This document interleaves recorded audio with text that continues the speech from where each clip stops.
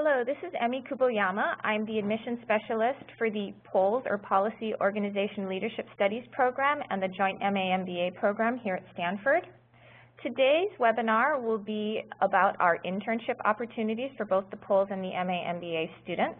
I'm joined by Thea Smith, our internship specialist. Before I turn the program over to Thea, I'll give a brief introduction about both programs to provide a context for this discussion. So the mission of the POLS and the joint MA-MBA program is to prepare students to act as successful change agents in a range of educational organizations across sectors. And the way that we fulfill our mission is to equip individuals with the necessary skills through a carefully thought out yet flexible curriculum. The POLS and the joint MA-MBA program sit at the cross-section of policy, organizational leadership, and teaching and learning. Both programs draw upon an interdisciplinary knowledge base that emphasizes the organizational and policy context of education and the knowledge needed to lead within them. And we feel that policy is important because it provides you with a historical grounding as well as allows you to be a savvy consumer of research. Organizational leadership is important because it provides an understanding of how best to operate within a variety of organizations. And of course, teaching and learning provides an understanding of the underpinnings of great teaching. So now I'll turn it over to Thea Smith to talk further about how the internship program fits in with this mission.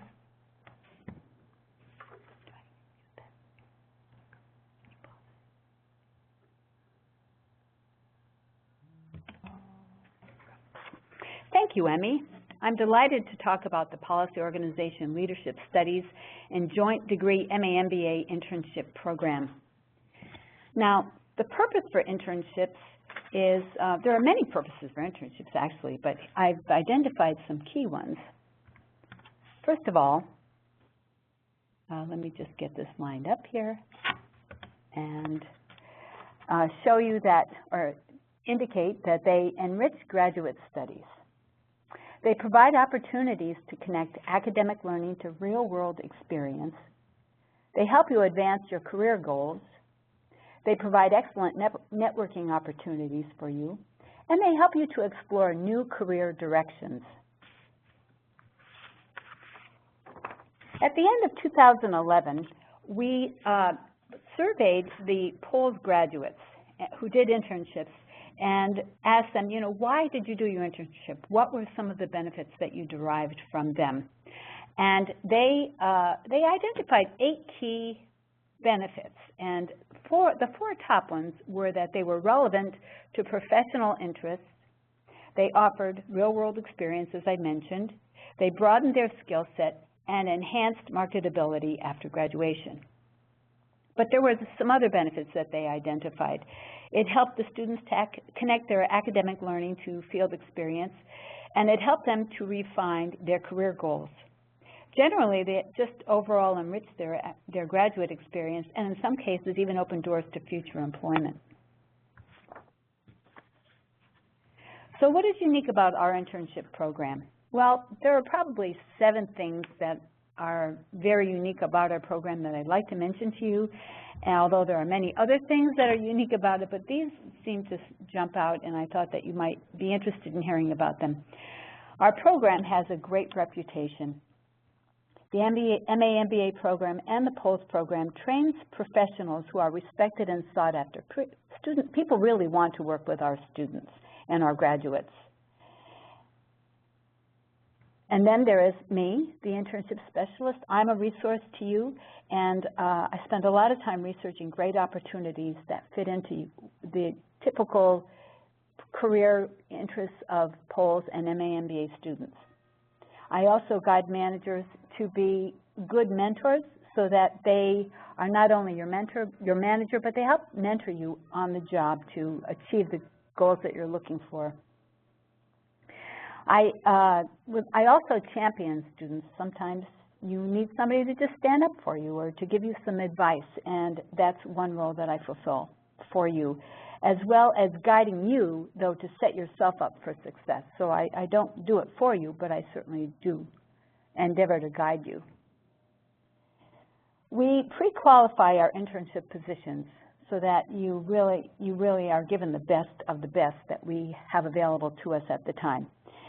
And we approach organizations who submit internships to us, and then we pre-qualify the organization and the position itself. Organizations are selected because they are places where our students want to work during their program and then afterwards.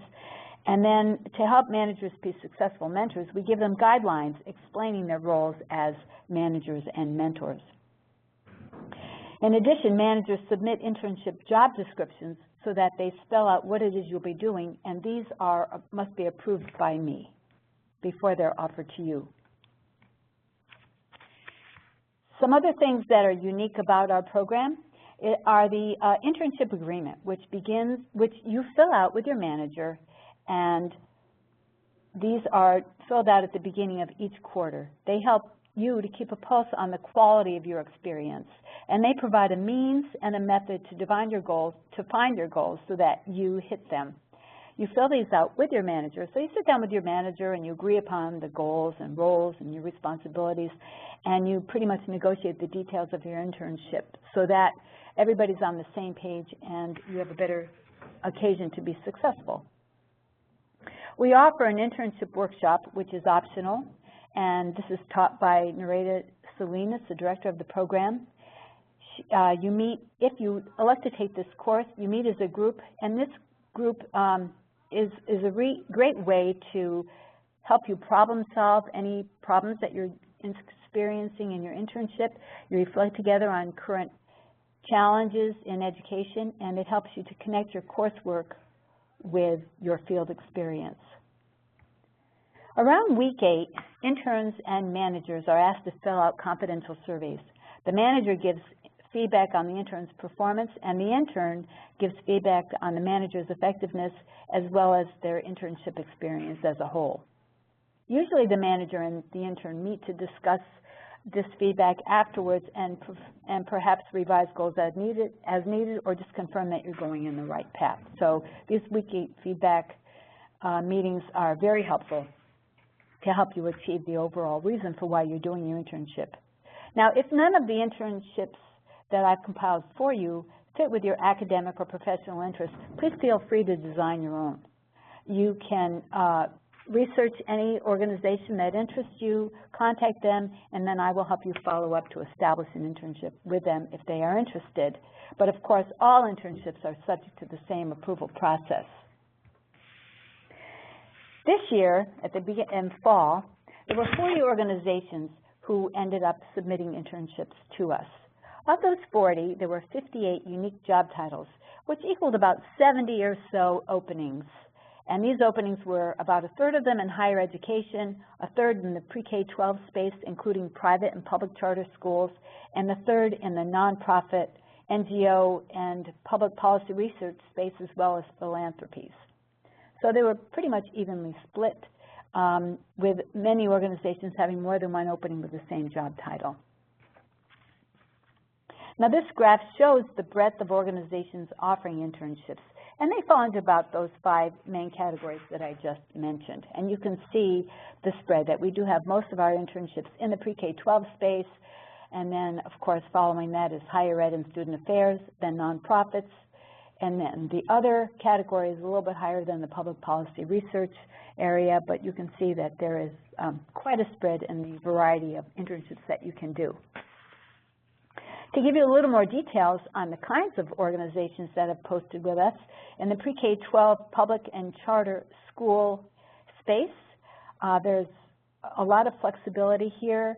There's a great need here as well, and many of these organizations will work with you to design your own. Just be proactive and tell them what you're looking for. And as you can see, we've got Boys and Girls Clubs of the Peninsula, Citizen Schools, the John Gardner Center, Jumpstart through the Haas Center at Stanford University, KIPP Bay Area schools, Rocket Ship Education. San Francisco Unified has lots of opportunities that they will work with you to decide what it is that you're interested in doing and try to find a position that works for you there.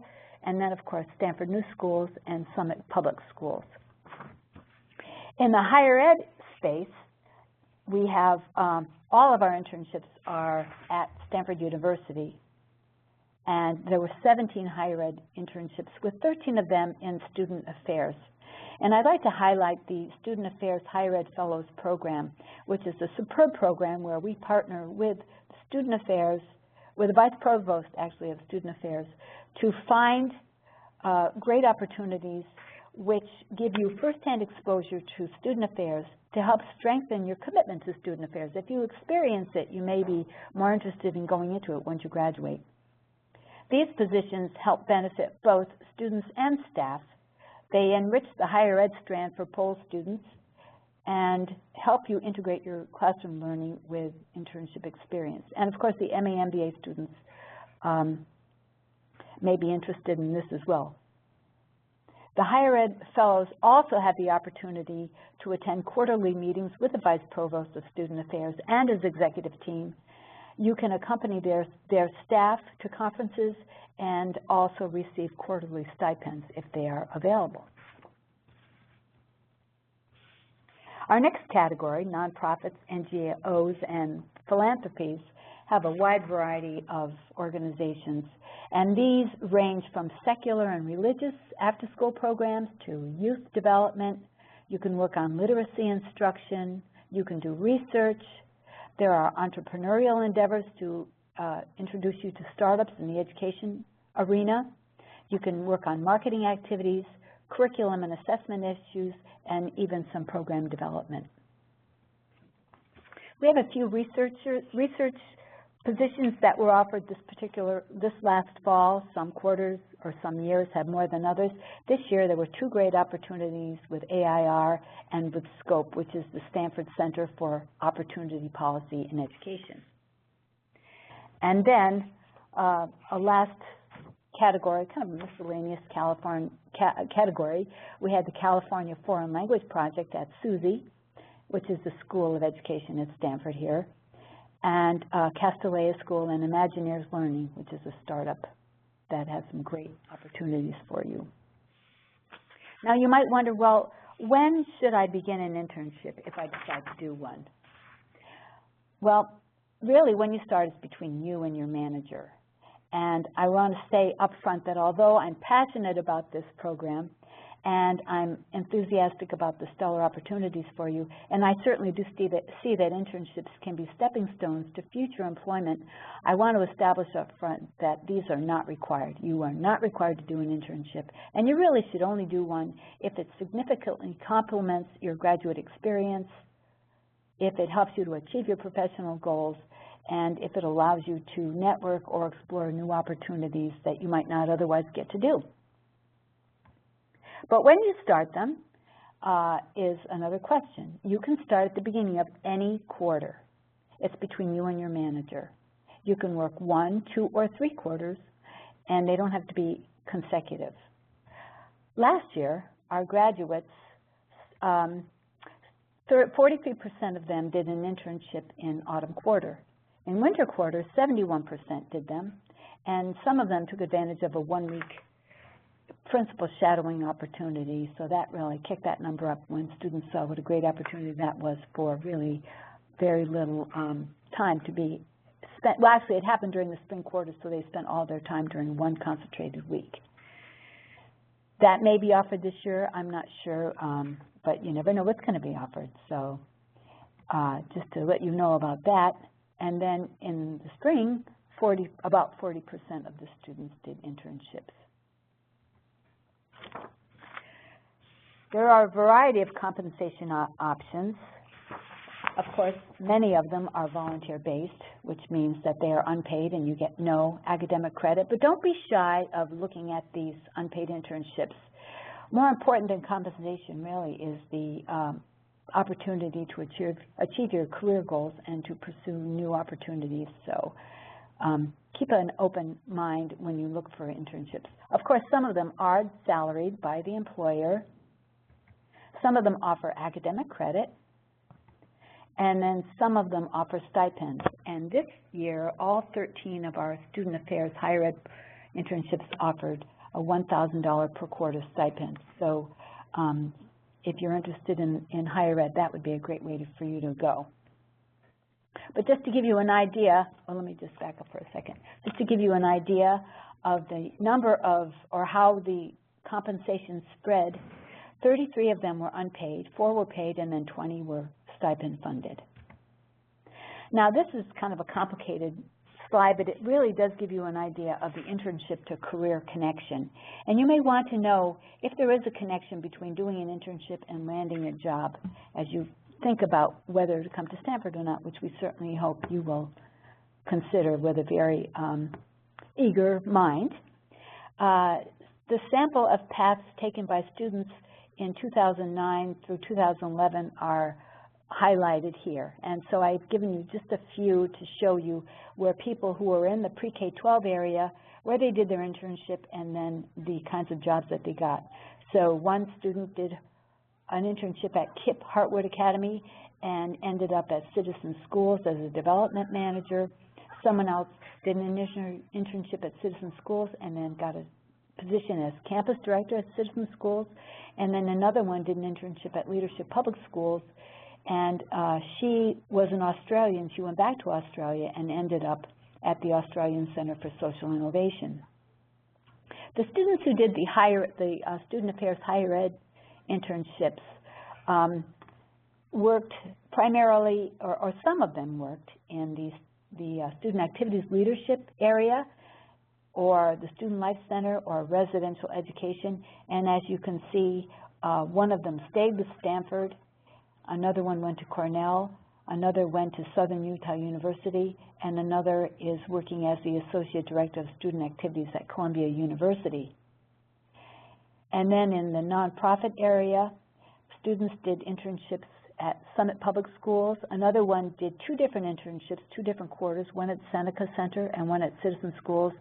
And the Summit intern ended up at Pivot Learning Partners, and the other one found that her position or her work at Seneca Center led her to a position at Seneca Center.